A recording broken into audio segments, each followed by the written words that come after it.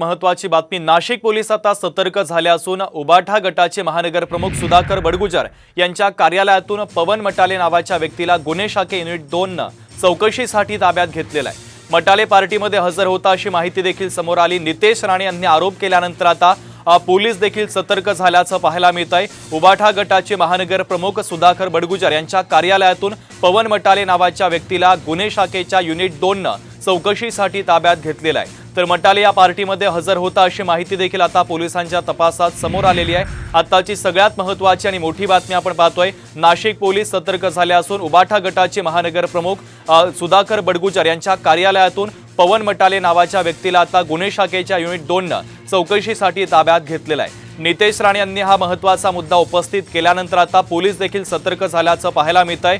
नाशिक पोलिसांनी उबाठा गटाचे महानगर प्रमुख सुधाकर बडगुजर यांच्या कार्यालयातून पवन मटाले नावाच्या व्यक्तीला आता चौकशीसाठी ताब्यात घेतलेला आहे। तर मटाले हा पार्टीमध्ये हजर होता अशी माहिती देखील तपासातून समोर आलेली आहे।